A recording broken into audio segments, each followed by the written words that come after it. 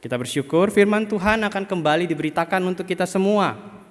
Ini berarti Tuhan ingin kita selalu mengikuti kehendak-Nya dan melakukan apa yang Dia kehendaki. Bapak Ibu yang dikasihi Tuhan, satu hal yang mau kita renungkan bersama dari firman Tuhan pada pagi hari ini, yaitu tentang diperlengkapi untuk tubuh Kristus. Nah, sebelum kita masuk ke dalam pembahasan tersebut dan menikmati kebenaran firman Tuhan ini, mari kita membaca beberapa bagian ayat perikop dari Efesus 4 ayat 11 sampai 16. Efesus 4 ayat 11 sampai 16. Saya akan membacakannya untuk kita semua. Bapak Ibu boleh membaca di tempat masing-masing dari Efesus 4 ayat 11 sampai 16. Demikian firman Tuhan. Dan ialah yang memberikan baik rasul-rasul maupun nabi-nabi, baik pemberita-pemberita Injil maupun gembala-gembala dan pengajar-pengajar, untuk memperlengkapi orang-orang kudus bagi pekerjaan pelayanan, bagi pembangunan tubuh Kristus, sampai kita semua telah mencapai kesatuan iman dan pengetahuan yang benar tentang anak Allah, kedewasaan penuh dan tingkat pertumbuhan yang sesuai dengan kepenuhan Kristus, sehingga kita bukan lagi anak-anak yang diombang-ambingkan oleh rupa-rupa angin pengajaran, oleh permainan palsu manusia dalam kelicikan mereka yang menyesatkan, tetapi dengan teguh berpegang kepada kebenaran. Di dalam kasih kita bertumbuh di dalam segala hal ke arah Dia, Kristus yang adalah kepala. Daripadanya lah seluruh tubuh yang rapi tersusun dan diikat menjadi satu oleh pelayanan semua bagiannya, sesuai dengan kadar pekerjaan tiap-tiap anggota, menerima pertumbuhannya dan membangun dirinya dalam kasih. Bapak Ibu yang dikasihi Tuhan, kalau kita baca ayat-ayat tadi, mungkin kita langsung bisa dengan jelas melihat apa yang sebetulnya Rasul Paulus ingin sampaikan lewat semua itu, yaitu bahwa supaya setiap yang namanya orang kudus, orang percaya, jemaat itu ikut serta di dalam pembangunan tubuh Kristus pada dasarnya itu. Namun kita akan melihat lebih dalam tentang apa yang sebetulnya Paulus sampaikan dalam kaitannya dengan Kristus. Peran Kristus di sini ada, Bapak Ibu. Nah, Bapak Ibu dikasih Tuhan, kalau Bapak Ibu pernah menonton, misalnya anak muda mungkin ya, menonton film Marvel, superhero gitu ya. Spider-Man sih biasanya muncul di film Spider-Man banyaknya. Ada satu quote yang menarik, quote yang sering dilontarkan oleh seorang tokoh di dalam film itu. Quote-nya adalah begini: "With great power comes great responsibility." Nah, with great power comes great responsibility. Artinya, dengan kekuatan yang hebat datang tanggung jawab yang besar. Dengan kekuatan yang hebat datang tanggung jawab yang besar. Bapak Ibu, apakah Bapak Ibu setuju dengan quotes ini? Kalau kita punya kekuatan yang hebat, maka ada tanggung jawab yang besar pula di situ. Apakah kita setuju dengan hal ini? Maka kadang-kadang orang mungkin beberapa kalau di film hero begitu ya, pasti superhero-nya di awal-awal takut gitu. Gak mau dapat kekuatan itu. Ada beberapa yang begitu. Karena dia tahu akan ada tanggung jawab yang besar yang dia punya. Tapi ada juga yang dengan greedy-nya, dengan tamaknya dia mau dapat kekuatan itu, yang mana sebetulnya dia gak mau pakai itu untuk tanggung jawab, tapi untuk kepentingan dirinya. Bapak Ibu, kalau saya pribadi, saya setuju dengan quotes ini. With great power comes great responsibility. Dengan kekuatan yang hebat datang tanggung jawab yang besar. Dalam kaitannya dengan firman Tuhan, kekristenan, sebetulnya di Alkitab pernah dicantumkan, tapi mungkin tidak segamblang itu. Kalau kita lihat di 1 Korintus 10 ayat 13, sempat disinggung tentang hal ini. Firman Tuhan berkata, Paulus berkata, pencobaan-pencobaan yang kamu alami ialah pencobaan-pencobaan biasa yang tidak melebihi kekuatan manusia. Sebab Allah setia, dan karena itu Ia tidak akan membiarkan kamu dicobai melampaui kekuatanmu. Pada waktu kamu dicobai, Ia akan memberikan kepadamu jalan keluar sehingga kamu dapat menanggungnya. Maka sebetulnya ada tanggung jawab yang kita perlu kerjakan semua, Bapak Ibu. Gerejanya memiliki tanggung jawab yang besar di sini sebagai satu kesatuan, bahwa ada tantangan, ada cobaan yang harus dihadapi gereja. Tetapi kabar baiknya ada great power juga, kuasa hebat yang memampukan kita untuk melawan itu, Bapak Ibu. Kuasa itu ada di dalam iman dan di dalam pengetahuan yang benar akan Kristus. Jadi tidak ada salahnya, with great power comes great responsibility. Dengan kuasa yang Tuhan berikan kepada kita, ada responsibility yang perlu kita pegang juga sebagai satu kesatuan. Bukan perorangan saja, tetapi satu kesatuan, Bapak Ibu. Kita diperlengkapi oleh Kristus dengan kuasa itu untuk menjadi pengikutnya. Karena ada hal-hal yang perlu kita upayakan bersama sebagai orang-orang kudus milik Kristus. Yang perlu kita upayakan adalah kesatuan. Kesatuan di dalam gereja adalah satu hal yang menolong kita untuk bisa melakukan responsibility tadi, yaitu melawan cobaan yang hendak merusak pelayanan gerejawi di tengah dunia ini. Kesatuan itu hanya ada kalau karakter kita sama-sama beriringan sesuai karakter Kristus.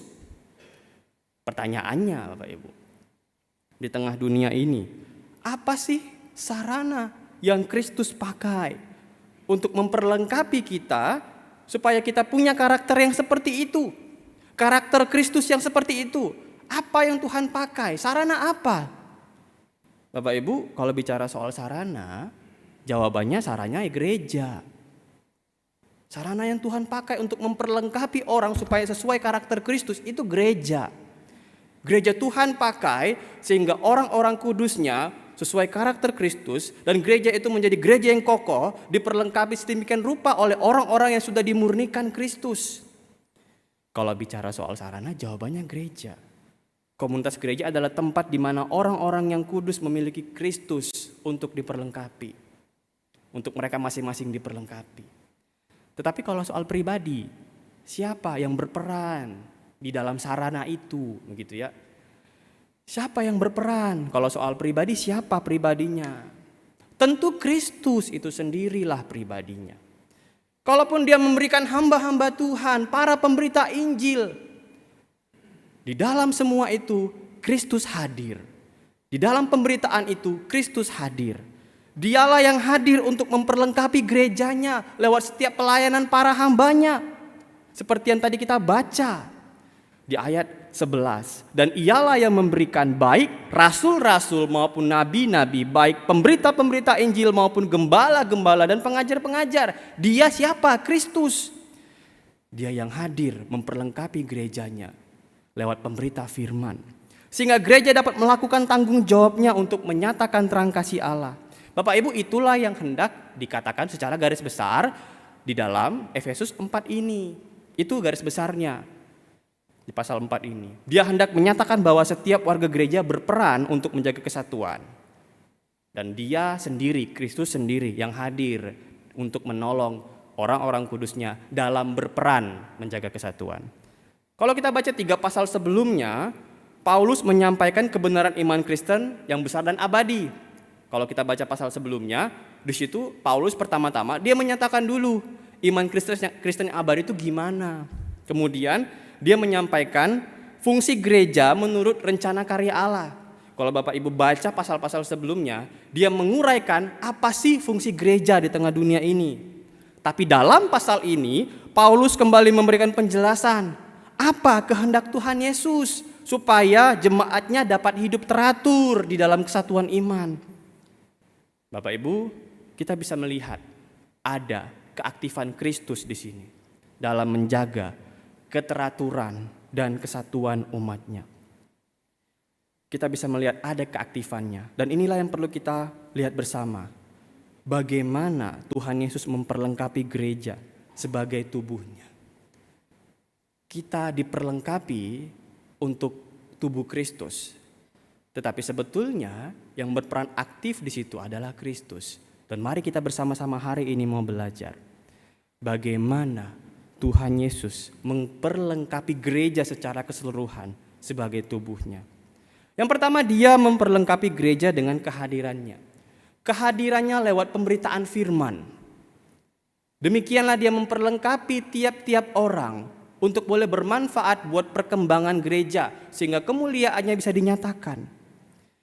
Bapak Ibu, kalau kita baca dalam Matius 28 ayat 18 sampai 20, di situ ada tertulis, Tuhan Yesus pernah berkata begini, ini adalah amanat agung yang familiar mungkin kita pernah dengarkan. Kepadaku telah diberikan segala kuasa di sorga dan di bumi. Karena itu pergilah, jadikanlah semua bangsa muridku, dan baptislah mereka dalam nama Bapa dan Anak dan Roh Kudus, dan ajarlah mereka melakukan segala sesuatu yang telah kuperintahkan kepadamu. Dan ketahuilah, aku, siapa itu? Kristus ya, aku Kristus menyertai kamu senantiasa sampai kepada akhir zaman. Bapak Ibu, buat kita orang percaya, waktu kita baca ini harusnya ada satu hal yang melegakan kita. Ada kelegaan yang muncul karena penekanannya adalah aku menyertai kamu, kata Tuhan Yesus, senantiasa sampai kepada akhir zaman. Yang kita layani adalah Tuhan penguasa sorga dan bumi. Dan di dalam kesadaran tentang siapa Kristus, para pelayannya diharapkan bisa melakukan tugas pelayanan untuk memperlengkapi gereja dengan penuh keyakinan. Tetapi bukan cuma dia menyatakan aku berkuasa, bukan cuma itu yang sedang katakan dalam amanat agung. Yang dia hendak katakan juga bahwa aku, Yesus Kristus, menyertai kamu senantiasa sampai akhir zaman. Artinya apa Bapak Ibu? Artinya dia hadir. Dia hadir di dalam tugas yang dilakukan oleh para hambanya. Kehadirannya ada di tengah tugas para hambanya. Allah yang berkuasa tadi hadir di tengah tugas para hambanya. Tujuan dari pelayanan para pemberita firman bisa kita lihat di perikop yang kita baca. Di Efesus 4 ayat 12, Tuhan Yesus memberikan para hambanya untuk memberitakan firman. Jadi Tuhan Yesus hadir di tengah pelayanan kita, di tengah kehidupan kita. Dan kehadirannya juga lewat pemberitaan firman. Kita tidak bisa menyangkali itu Bapak Ibu. Bahwa kehadiran Tuhan pun ada di dalam pemberitaan firman. Dan kehadirannya itu lewat pemberitaan firman bermanfaat untuk memperlengkapi kita. Ketika dia hadir lewat pemberitaan firman, ada manfaat yang dia ingin sampaikan, bahwa dia mau memperlengkapi kita. Bapak Ibu, kalau kita lihat kata memperlengkapi di sini, begitu ya, memperlengkapi. Nah, mungkin terlalu kecil, kalau bisa jelas mungkin. Ya, kalau kita bisa lihat lebih jelas, mungkin terlalu kecil, sorry. Kata memperlengkapi di situ atau katartismon bahasa Yunaninya, itu berarti a bringing to a condition of fitness. Mengubahkan seseorang atau membawa kepada kondisi yang cocok. Atau kalau kita sederhanakan dalam kaitannya kepada arti Alkitab, yaitu mengubahkan seseorang kepada diri mereka yang seharusnya. Itu memperlengkapi yang dimaksud di sini. Nah, ini seiringan dengan kata yang sama yang tertulis dalam Markus 1 ayat 19. Di situ kata memperlengkapi di sini dipakai untuk kata membereskan jala. Jadi memperlengkapi di sini seperti seseorang yang membereskan jala, memperbaiki jala yang rusak diperbaiki. Kata memperlengkapi di sini dipakai Paulus seperti seseorang yang membereskan jala. Kalau kita kaitkan kepada tindakan aktif Tuhan Yesus kepada kita, yaitu dia mengubahkan kita kepada diri kita yang seharusnya.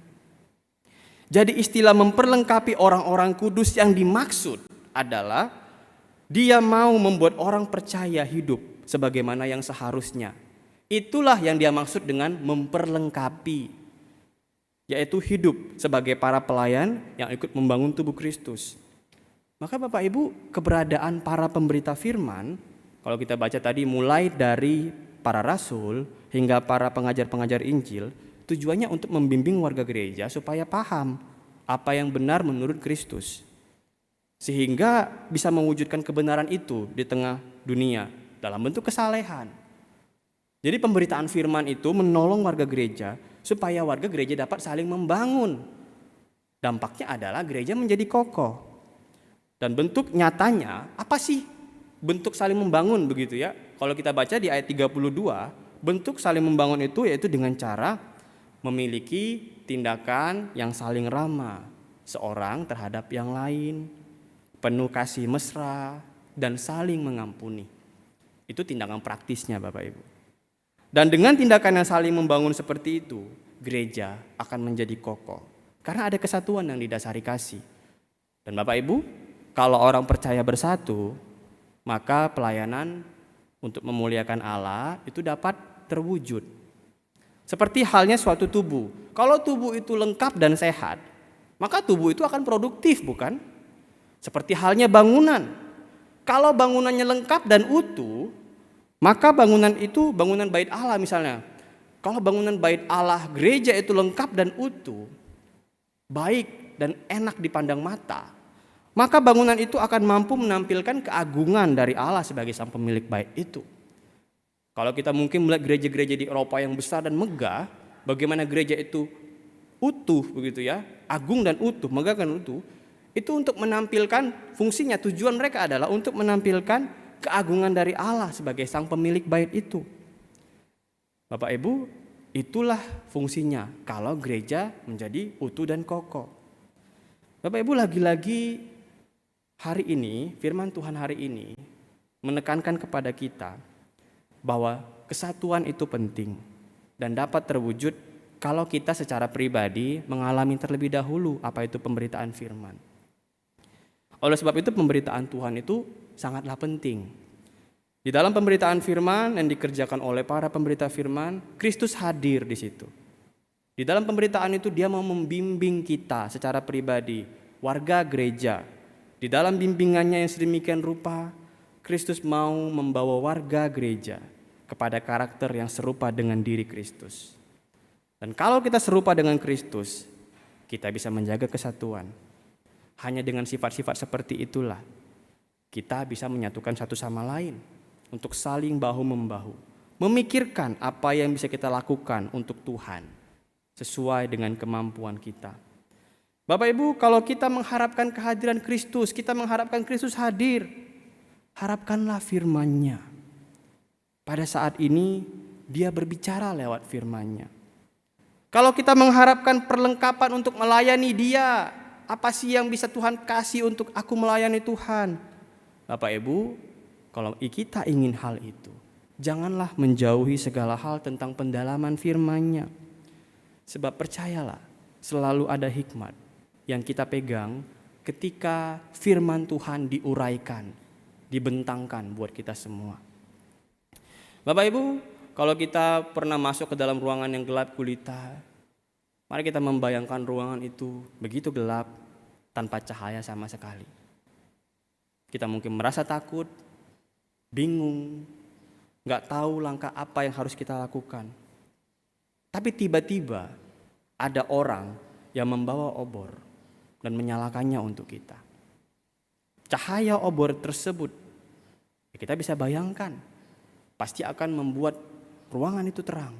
Apa yang tadinya gelap menjadi terang. Dan memberikan kita pandangan yang jelas tentang apa yang harus kita lakukan, langkah apa yang kita harus lakukan. Kita nggak takut ada apa di depan, karena kita bisa melihat apa yang ada di depan mata. Bapak Ibu, Kristus memperlengkapi gerejanya seperti orang yang membawa obor dan menyalakannya tadi. Kristus membawa terang firman-Nya yang dia uraikan lewat para pemberita firman. Dia memperlengkapi gereja dengan memberikan pemberita firman dan memberikan pemberitaan firman kepada kita. Pemberitaan firman itulah yang mengubahkan kita dan membuat gereja semakin kokoh. Dia memberikannya kepada kita sebagai gerejanya. Dalam pemberitaan firman Tuhan, kita dapat menemukan kebenaran, hikmat, dan petunjuk yang memandu kita melalui kehidupan ini. Jadi Bapak Ibu, cara Tuhan memperlengkapi kita juga adalah lewat pemberitaan firman. Dengan begitu, tiap orang dapat diubahkan dan gerejanya dapat menjadi utuh dan kokoh. Itu yang pertama Bapak Ibu. Yang kedua, di dalam dia memperlengkapi kita, dia hadir secara rohani sebagai pemimpin. Kehadirannya secara rohani sebagai pemimpin itu pun bisa memperlengkapi kita, Bapak Ibu. Kehadirannya secara rohani itu bisa memperlengkapi kita. Khususnya sebagai seorang pemimpin, di dalam pimpinannya dia memperlengkapi kita. Bapak Ibu, Kristus telah naik ke sorga. Kalau kita baca, dia sudah naik ke sorga dan menjadi manusia. Dia pernah menjadi manusia, dia rela masuk ke dunia orang mati, tapi dia naik ke sorga. Bapak Ibu, naiknya Kristus ke sorga itu bukan dalam maksud untuk meninggalkan kita. Dia naik ke sorga bukan untuk meninggalkan kita. Tetapi kenaikannya ke sorga yaitu untuk justru memenuhi dunia. Dia mau memenuhi dunia dengan kehadiran yang enggak terbatas oleh ruang dan waktu. Ketika dia ada di tengah dunia, pelayanannya terbatas di suatu wilayah. Tetapi ketika dia naik ke sorga, dia boleh hadir melayani kita dengan perlengkapan yang jauh lebih luas untuk menolong kita, yaitu Roh Kudus.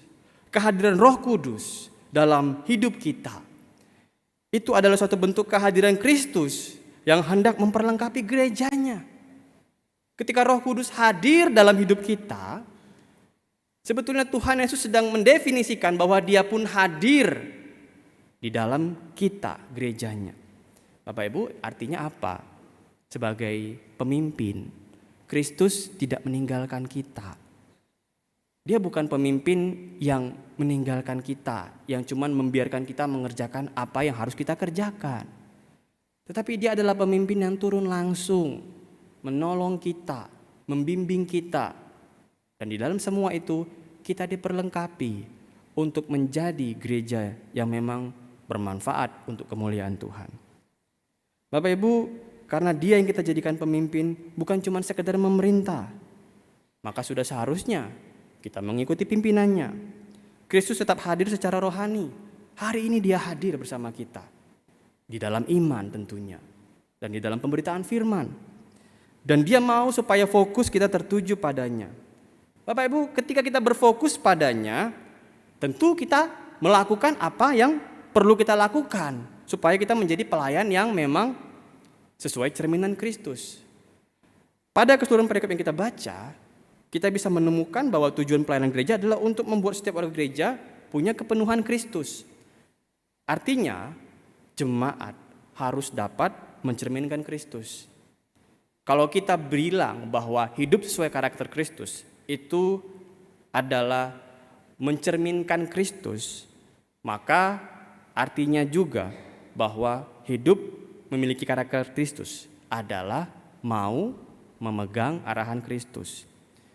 Bapak Ibu, kalau kita berkata bahwa kita hidup sesuai dengan arahan Kristus, di sisi lain kita berkata bahwa kita memiliki karakter Kristus.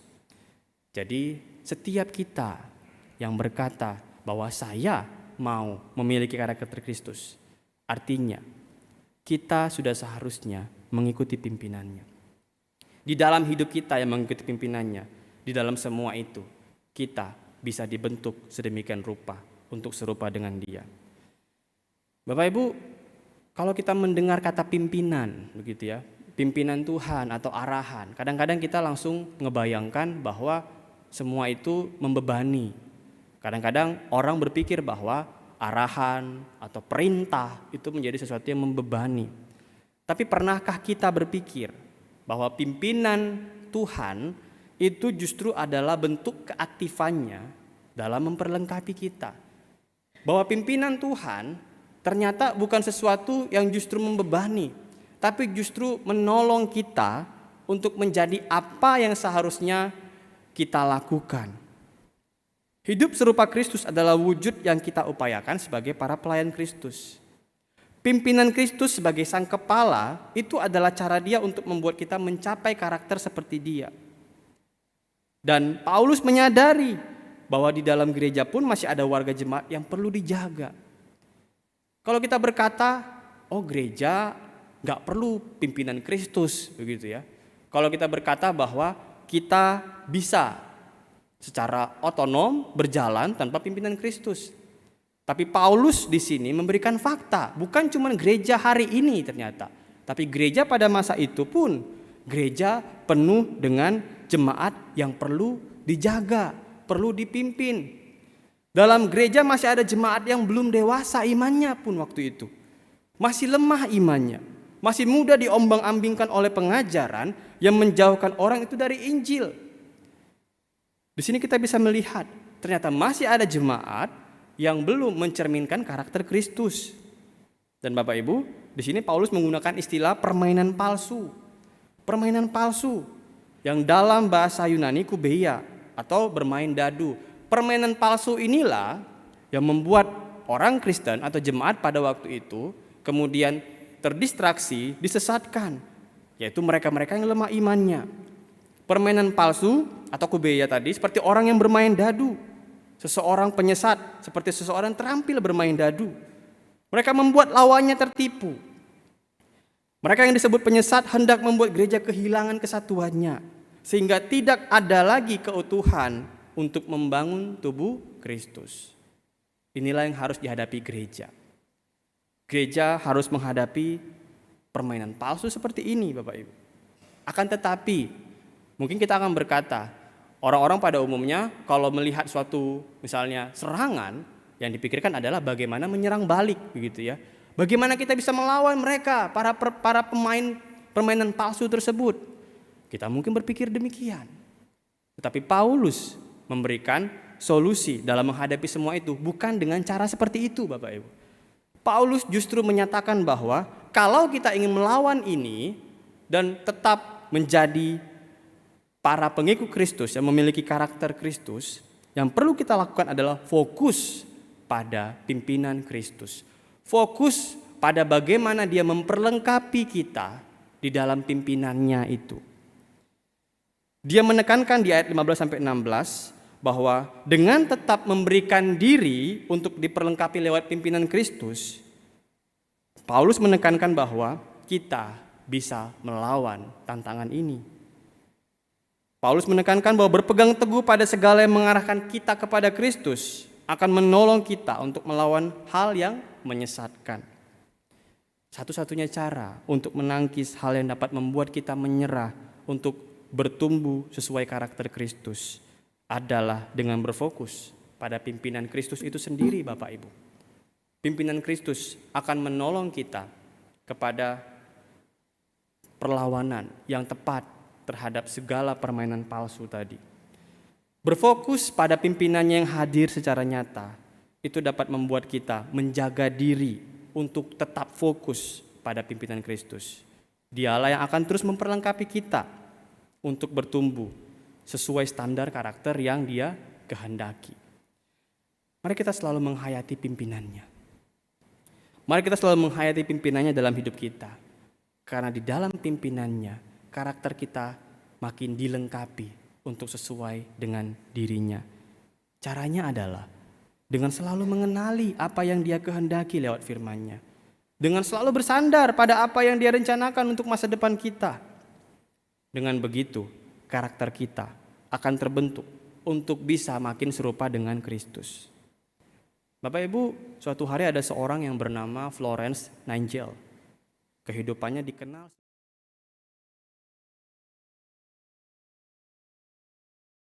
tumbuh dalam keluarga yang kaya, terpelajar. Namun pada usia muda, Florence merasakan panggilan dari Tuhan untuk melayani mereka yang sakit dan menderita. Di dalam panggilannya itu, dia teringat akan firman yang membentangkan kisah kasih Kristus kepada orang-orang yang menderita. Nightingale meninggalkan kenyamanannya, Bapak Ibu. Dia meninggalkan semua itu, kemewahan hidupnya untuk menjalani panggilan pelayanan. Ia memilih hidup sebagai seorang perawat yang melayani orang-orang sakit. Hal ini gak biasa sebetulnya pada usia muda di tengah konteks waktu itu. Hal ini menjadi sesuatu yang bagi orang lain hal yang mungkin tidak populer begitu ya, seperti yang dilakukan Nightingale. Tapi Nightingale percaya, Florence percaya bahwa inilah panggilan Tuhan buat dirinya. Kemudian pada tahun 1854 perang Crimea terjadi, kondisi para prajurit yang banyak menderita karena akibat korban perang, dan Nightingale memilih untuk berangkat ke sana, menolong mereka, untuk menolong korban perang yang menderita dan tidak mendapat perawatan yang layak. Mendengar kondisi ini, Nainjil tergerak dan dia benar-benar melayani mereka. Ia pergi ke sana dengan tim perawat yang sukarela juga, Bapak Ibu. Mereka membersihkan lingkungan yang kotor, memberikan perawatan medis, memberikan dukungan emosional kepada para pasien. Florence dengan lembut, sabar merawat mereka tanpa memandang perbedaan sosial atau etnis. Pada suatu malam, Bapak Ibu, dia berjalan berkeliling di dalam rumah sakit dan dia mendapati seseorang prajurit yang masih bangun pada malam itu. Dia berhenti sejenak di sana, kemudian dia menanyakan apa yang dibutuhkan, tapi prajurit itu menengadah dan berkata, "Bagiku, Anda sungguh nampak seperti Kristus. Bagiku, Anda sungguh nampak seperti Kristus." Bapak Ibu, Florence menyadari pimpinan Tuhan. Dia mengikutinya. Memang dia menggumulinya, Bapak Ibu. Tapi pada akhirnya dia menyadari pimpinan itu dan mengikutinya. Di dalam perjalanannya untuk menyadari pimpinan itu, dia diperlengkapi sedemikian rupa. Karakternya dibentuk sedemikian rupa. Sehingga seorang prajurit mengakui, menyatakan bahwa bagiku, Anda sungguh nampak seperti Kristus. Bapak Ibu, Florence mengikuti perjalanan imannya di dalam pimpinan Tuhan. Dia diperlengkapi sehingga orang lain dapat menyaksikan bahwa hidupnya serupa dengan Kristus. Di dalam hidup ini, pasti kita pun mungkin sering menemui orang-orang seperti dia. Yaitu mereka yang hidupnya memang gak sempurna, Bapak Ibu. Tapi mereka mendedikasikan hari-harinya untuk menggali apa yang Kristus kehendaki, pimpinan Kristus buat orang itu, buat dia. Dan rela mewujudkannya dengan penuh perjuangan. Dan lewat semua itu mereka gak perlu berkoar-koar bahwa saya ini serupa Kristus. Tapi dengan kehidupannya, dengan sendirinya, orang-orang dapat menyadari dan terberkati lewat seluruh pelayanan mereka. Bapak Ibu, di dalam pimpinan Kristus secara rohani, kita diperlengkapi sedemikian rupa untuk kita bisa serupa dengan Dia. Dan pimpinannya ada lewat pemberitaan firman dan lewat persekutuan orang percaya di tengah gereja. Hanya saja maukah kita tetap berfokus pada pimpinannya? Sekalipun begitu banyak yang hendak membuat hati kita, pikiran kita nggak mau fokus lagi pada pimpinannya. Maukah kita fokus pada pimpinannya? Bapak Ibu, dalam perenungan hari ini, kiranya kita dapat menyadari bagaimana pada dasarnya Kristus memperlengkapi gerejanya. Kristus memperlengkapi gerejanya dengan cara mengubahkan tiap-tiap orang kudus. Dia bekerja secara personal kepada kita. Supaya tiap orang hidup sesuai kebenaran firman-Nya dan tiap-tiap orang itu dapat bermanfaat. Memperlengkapi gerejanya untuk melakukan apa yang Allah kehendaki. Dan lewat pimpinannya, orang-orang kudus itu secara pribadi dapat hidup memenuhi standar seorang pelayan Tuhan. Semua cara Tuhan untuk memperlengkapi gerejanya sifatnya memang personal, jiwa per jiwa. Tapi tujuannya satu, agar setiap jiwa yang Dia perlengkapi dapat membuat gereja menjadi utuh dan menjalankan tugas panggilannya sesuai kehendak Tuhan dengan baik. Kiranya kita bisa menangkap pimpinan Tuhan dalam hidup kita, merasakan kehadirannya lewat pemberitaan firman, dan masing-masing kita diubahkan untuk serupa dengan apa yang Kristus kehendaki, sehingga tiap kita dapat menjadi orang-orang yang benar-benar memperlengkapi pelayanan gereja buat kemuliaan Tuhan. Amin. Mari kita berdoa.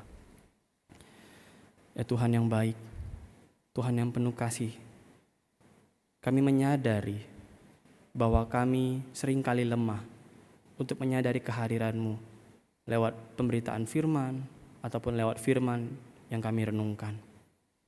Tatkala tantangan menghadang kami, membuat kami sulit sekali menyadari di mana Engkau ketika kami merenungkan firman-Mu. Tapi ya Tuhan, ajar kami untuk tetap beriman. Kiranya Roh Kudus menolong kami untuk dapat merasakan di mana Engkau di dalam pemberitaan firman, di dalam firman yang kami renungkan. Dan ya Tuhan, tolong kami untuk selalu memegang pimpinan-Mu, berfokus pada perjalanan kami di dalam pimpinan-Mu, sehingga di dalam semua itu kami makin lagi diperlengkapi untuk memperlengkapi gereja. Terima kasih Tuhan. Di dalam nama Tuhan Yesus kami berdoa. Amin.